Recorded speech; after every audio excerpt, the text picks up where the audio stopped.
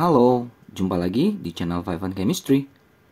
Di video kali ini saya mau bahas soal-soal assessment 1, materi larutan elektrolit dan larutan non-elektrolit, bagian dari bab reaksi redoks dan elektrokimia. Kimia kelas 12 semester 1 kurikulum Merdeka. Ada 10 soal pilihan berganda yang mau saya bahas dan langsung aja saya mulai. Nomor 1, di antara sifat-sifat berikut yang termasuk sifat larutan amonia adalah amonia NH3 ya. Suatu basa lemah. Yang namanya basa lemah, elektrolitnya elektrolit lemah. Punya alfa di antara 0 sampai 1. Lebih besar dari 0, kecil dari 1. Yang A ini, langsung jawabannya ada. Apakah larut dalam air? Ya basa larut dalam air, tapi dia tidak terionisasi sempurna, hanya sebagian. Lelehannya dapat mengantarkan arus listrik? Tidak, larutannya yang dapat. Karena NH3 itu kovalen. Yang dapat mengantarkan arus listrik dalam bentuk lelehan hanya senyawa ion.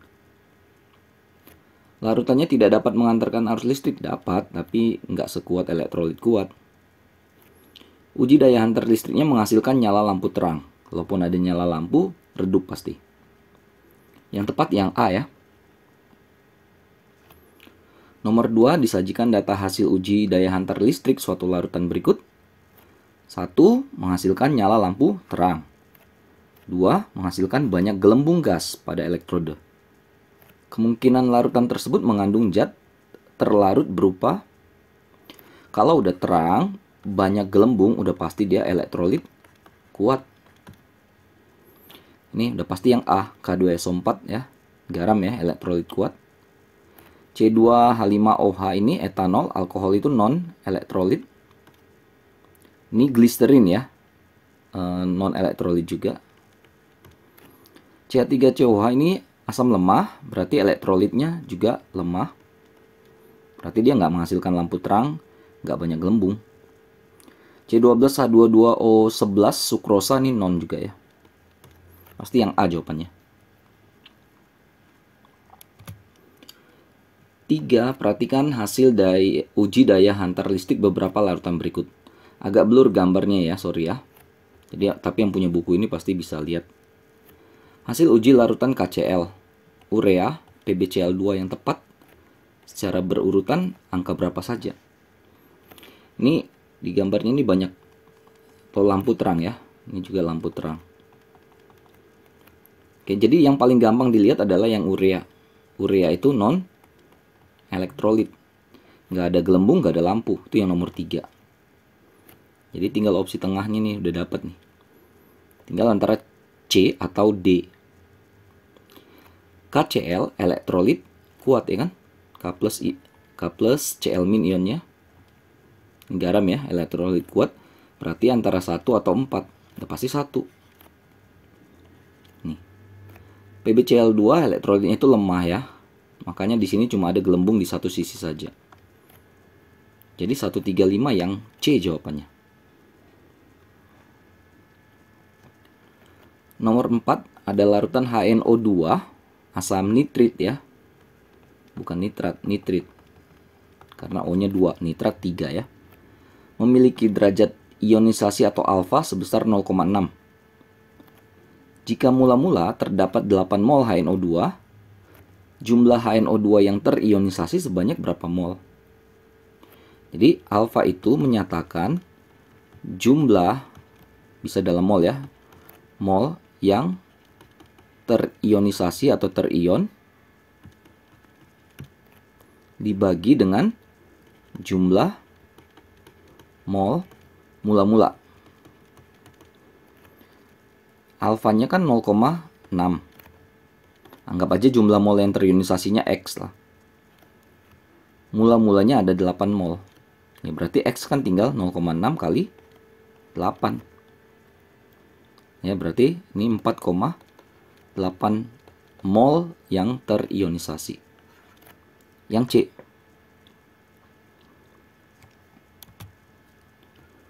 Nomor 5, perhatikan data uji daya hantar listrik dari beberapa larutan berikut. Pasangan larutan elektrolit lemah ditunjukkan oleh yang nomor berapa saja. Sebenarnya langsung aja lihat dari alfanya. Kalau dia 0 berarti non elektrolit. 0,1 pasti elektrolit lemah.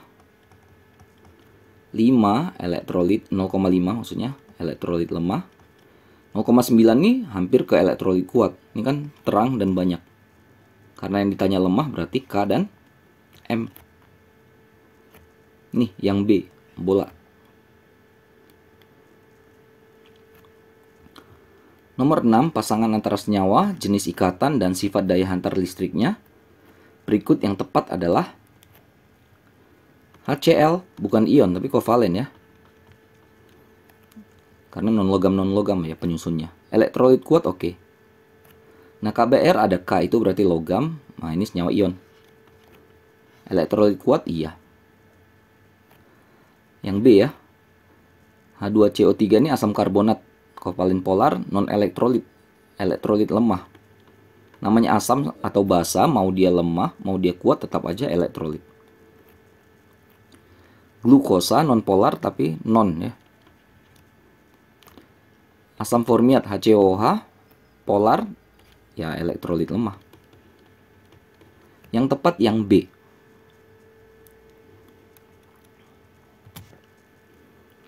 Nomor 7, si Rara ingin menguji pengaruh jumlah ion terhadap kekuatan daya hantar listrik larutan. Ada 5 larutan yang tersedia. Yang ditanya pasangan larutan yang harus diuji Rara. Menguji jumlah ion ya. Kalau kita lihat 1 dan 2, ini apa yang mau diuji ionnya? Sama-sama NaCl, sama-sama Na plus dan Cl min. Sama-sama 2 ion. Kalau mau menguji itu pasti ion 1 dan yang lain jumlahnya beda. 1 dan 3 ini. KCl juga kan K plus Cl min. Sama-sama 2 ion. 2 dan 4 NaCl KCl sama aja. 3 dan 4 KCl sama aja. Ini 4 dan 5 ya. 4 dan 5 nah ini yang dipakai. Karena KCl 2 ion, tapi CaCl2 kan ada 3 ion. 1 ion Ca2 plus dan 2 ion Cl min. Kalau mau menguji dipakailah yang 4 dan 5. Apalagi konsentrasinya sama. Jadi yang memang faktor yang berbeda cuma jumlah ion nanti. Itu ya, nomor 7 ya. Yang E. Nomor 8, pernyataan yang benar saat larutan HBr asam bromida ya dialiri arus listrik adalah HBr asam kuat. Pasti tergolong elektrolit kuat. Ionisasinya sempurna, bukan sebagian. Lalu HBr kan terion menjadi H plus Br min ya. Nanti ion H plus itu akan bergerak ke katode untuk menangkap elektron. Nanti reaksinya 2H plus tambah 2 elektron, dia nangkap elektron. Menghasilkan gas H2. Yang B ya.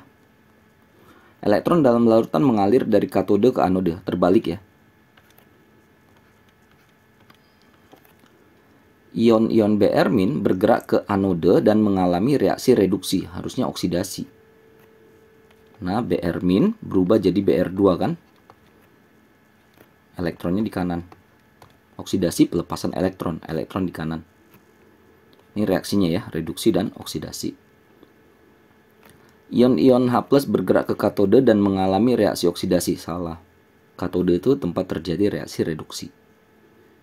Yang B ya, yang bola.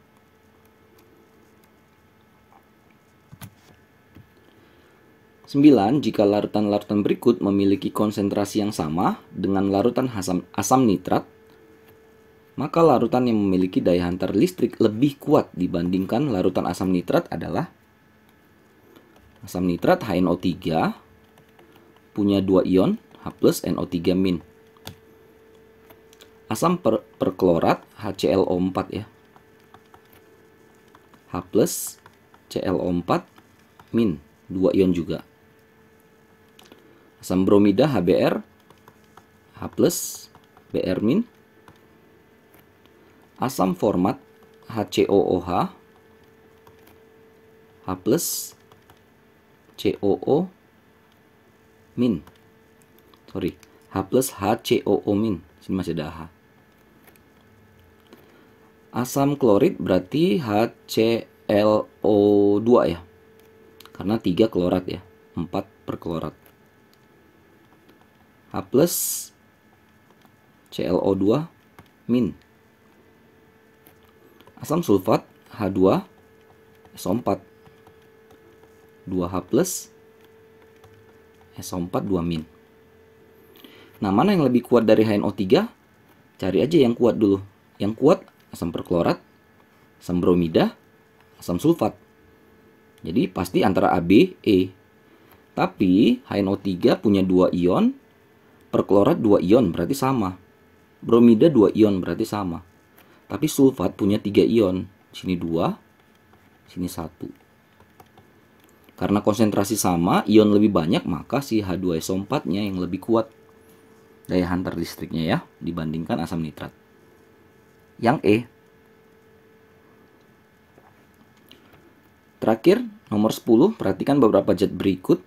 Kelompok zat yang dapat menghantarkan arus listrik dalam bentuk lelehan ditunjukkan oleh angka berapa. Yang dapat menghantarkan listrik dalam bentuk lelehan yaitu yang merupakan senyawa ion. Mau lihat senyawa ion atau kovalen, lihat aja perbedaan dari atom-atom penyusunnya, jenis atom penyusunnya. Kalau ion dia ada logam, combine dengan non-logam. Udah, yang ada logam tuh Ca, Al, berarti 3 dan 2, 2 dan 3. Yang C. Oke, selesai ya. Assessment 1, larutan elektrolit dan non-elektrolit bagian pilihan berganda. Beberapa masih teori dan hafalan saja ya. Mudah-mudahan masih bisa diikuti, bisa dipahami, dimengerti, bisa membantu buat kalian yang terutama sedang belajar materi ini. Maaf kalau ada kesalahan kekurangan, saya cuma niat bantu saja. Dan jangan lupa cek terus, update terus video-video terbaru lainnya di channel Five Chemistry ini. Sampai jumpa dan bye-bye.